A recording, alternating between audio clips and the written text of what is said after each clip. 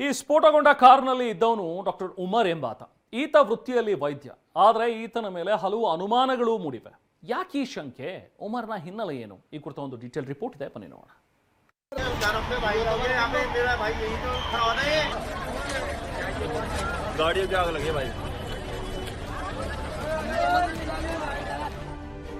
ದೆಹಲಿ ಸ್ಫೋಟ, ಜೀವ ಉಳಿಸುವ ವೈದ್ಯನೇ ಜೀವ ತೆಗೆದ್ನ. ಕಾರಿನಲ್ಲಿದ್ದ ಉಮರ್ಗೆ ಜೈಷ್ ಎ ಮೊಹಮ್ಮದ್ ಲಿಂಕ್. ತನಿಖೆ ವೇಳೆ ಉಮರ್ ಮೊಹಮ್ಮದ್ನ ಮುಖವಾಡ ಬಯಲು. ದೆಹಲಿ ಕೆಂಪುಕೋಟೆ ಬಳಿ ನಿನ್ನೆ ಸ್ಫೋಟಗೊಂಡ ಕಾರಿನ ಮೂಲ ಕೆದಕುತ್ತಾ ಹೋಗ್ತಿದ್ದಂತೆ ಉಗ್ರ ಕೃತ್ಯದ ಒಂದೊಂದೇ ಕೊಂಡಿ ಬಿಚ್ಚಿಕೊಳ್ತಿದೆ. ಜನರ ಜೀವ ಉಳಿಸುವ ವೈದ್ಯ ವೃತ್ತಿಯಲ್ಲಿದ್ದ ಮಾನವ ರೂಪದ ಮೃಗ ಉಮರ್ ಮೊಹಮ್ಮದ್ನ ಮುಖವಾಡ ಬಯಲಾಗಿದೆ. ವೈಟ್ ಕಾಲರ್ ಭಯೋತ್ಪಾದನೆ ಮಾದರಿ ಶಂಕಿತ ಉಮರ್ ಸೂಸೈಡ್ ಬಾಂಬರ್ ಆಗಿ ರಕ್ತ ದೋಕುಳಿ ನಡೆಸಿದ ಬಗ್ಗೆಯೂ ಅನುಮಾನ ಮೂಡಿದೆ. ಇಷ್ಟಕ್ಕೂ ಯಾರು ಈ ಉಮರ್ ಮೊಹಮ್ಮದ್ ಅನ್ನೋದನ್ನೇ ತೋರಿಸ್ತೀವಿ ನೋಡಿ. ಶಂಕಿತ ವೈದ್ಯ ಉಮರ್ ಫೆಬ್ರವರಿ 24, 1989ರಂದು ಜಮ್ಮು ಕಾಶ್ಮೀರದ ಪುಲ್ವಾಮಾದಲ್ಲಿ ಜನಿಸಿದ್ದ. ಇವನ ತಂದೆ ಸರ್ಕಾರಿ ಶಾಲೆಯ ಶಿಕ್ಷಕರಾಗಿದ್ರು. ಮಾನಸಿಕ ಸಮಸ್ಯೆಯಿಂದ ಕೆಲಸ ಬಿಟ್ಟಿದ್ರು. ಡಾಕ್ಟರ್ ಉಮರ್ಗೆ ಇಬ್ಬರು ಸಹೋದರರು.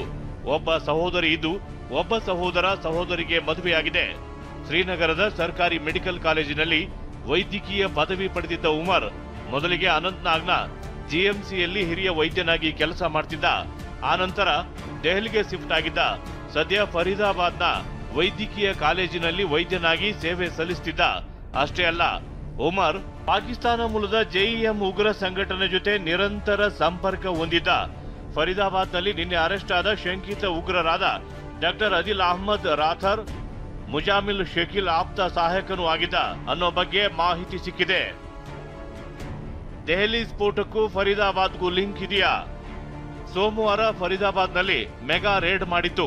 ಬರೋಬ್ಬರಿ 350 KG ammonium nitrate, 20 timer, 20 battery, 1 AK-47 ಸೇರಿ ಫತೇಪುರ್ ಟಾಗಾ ಗ್ರಾಮದಲ್ಲಿ 2900 ಕೆಜಿ ಸ್ಫೋಟಕ ವಸ್ತುಗಳನ್ನ ಜಪ್ತಿ ಮಾಡಲಾಗಿತ್ತು. ಪೊಲೀಸರು ಹಾಗೂ ರಾಷ್ಟ್ರೀಯ ತನಿಖಾ ತಂಡಗಳು ಸಂಭವಿಸಬಹುದಾಗಿದ್ದ ದೊಡ್ಡ ದುಷ್ಕೃತ್ಯವನ್ನ ವಿಫಲಗೊಳಿಸಿದ್ರು.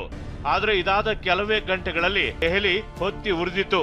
ಹೀಗಾಗಿಯೇ ಫರೀದಾಬಾದ್ನ ಲಿಂಕ್ ಏನಾದ್ರೂ ದೆಹಲಿಗೆ ಇದೆಯೇ ಎಂಬ ಸಂಶಯ ಹುಟ್ಟಿಕೊಂಡಿದೆ.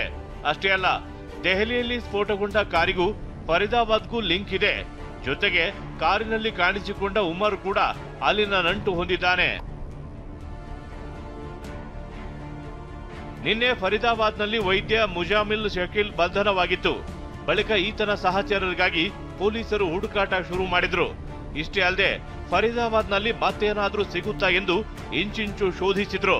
ಇದರಿಂದ ಉಮರ್ ಏನಾದ್ರೂ ಆತಂಕಕ್ಕೆ ಒಳಗಾಗಿದ್ನ ಎಂಬ ಪ್ರಶ್ನೆ ಮೂಡಿದೆ.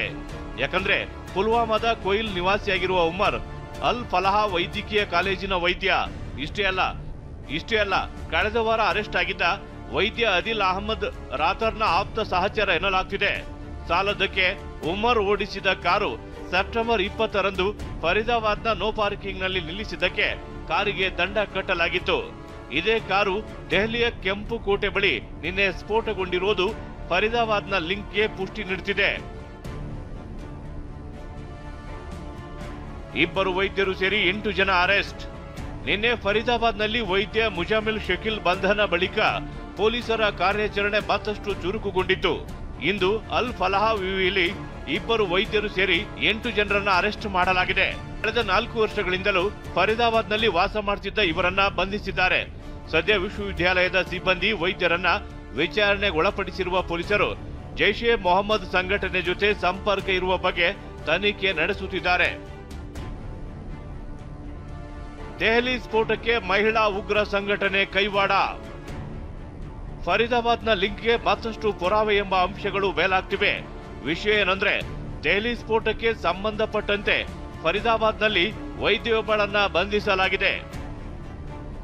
ಪ್ರಕರಣದ ಹಿಂದೆ ಜೈಷ್ ಎ ಮಹಿಳಾ ಉಗ್ರ ಸಂಘಟನೆ ಕೈವಾಡ ಶಂಕೆ ವ್ಯಕ್ತವಾಗಿದೆ. ಜೈಷ್ ಎ ಮಹಿಳಾ ಉಗ್ರ ಸಂಘಟನೆ ಜೊತೆ ಡಾಕ್ಟರ್ ಶಾಹೀನಾ ನಂಟಿರೋದು ಬಯಲಾಗಿದೆ. ಹೀಗಾಗಿ ಕಾರು ಸ್ಫೋಟ ಪ್ರಕರಣದಲ್ಲಿ ಡಾಕ್ಟರ್ ಶಾಹೀನಾಳನ್ನ ಬಂಧಿಸಲಾಗಿದೆ. ಯಾಕಂದ್ರೆ ಈಕೆಗೆ ಮಹಿಳಾ ಉಗ್ರ ಸಂಘಟನೆ ನಾಯಕಿ ಸಾದಿಯಾ ಅಜರ್ ಜೊತೆ ನಂಟಿದೆ. ಈ ಸಾದಿಯಾ ಜೈಷ್ನ ಜಮಾತ್ ಉಲ್ ಮೊಹಿನತ್ ಮಹಿಳಾ ಸಂಘಟನೆ ಮುಖ್ಯಸ್ಥೆ ಹಾಗೂ ಜೈಷ್ ಮುಖ್ಯಸ್ಥ ಮೊಹಮ್ಮದ್ ಅಜರ್ ಸಹೋದರಿ ಶಹೀನಾಗೆ ಭಾರತದಲ್ಲಿ ಜೈಷ್ ಮಹಿಳಾ ಉಗ್ರ ಸಂಘಟನೆ ಸ್ಥಾಪನೆ ಹಾಗೂ ಉಗ್ರ ಸಂಘಟನೆಗೆ ನೇಮಕಾತಿ ಜವಾಬ್ದಾರಿ ಕೊಡಲಾಗಿತ್ತು ಎನ್ನಲಾಗಿದೆ. ಒಟ್ನಲ್ಲಿ ಉಮರ್ ಓಡಿಸಿದ ಕಾರು ಸೆಪ್ಟೆಂಬರ್ನಲ್ಲಿ ಫರೀದಾಬಾದ್ನ ನೋ ಪಾರ್ಕಿಂಗ್ನಲ್ಲಿ ಪತ್ತೆಯಾಗಿತ್ತು. ಅದೇ ಕಾರು ದೆಹಲಿ ಕೆಂಪುಕೋಟೆ ಬಳಿ ಸ್ಫೋಟಗೊಂಡಿರೋದು ಫರೀದಾಬಾದ್ನ ಲಿಂಕ್ಗೆ ಪುಷ್ಟಿ ನೀಡುತ್ತಿದೆ. ಇದೀಗ ತನಿಖಾ ತಂಡ ವೈದ್ಯ ಉಮರ್ ಇತಿಹಾಸ ಕೆದಕಿ ತನಿಖೆ ನಡೆಸುತ್ತಿದೆ. ದೆಹಲಿಯಿಂದ ಮಹೇಶ್ ಜೊತೆ ಹರೀಶ್, ಟಿವಿ9 ಬೆಂಗಳೂರು.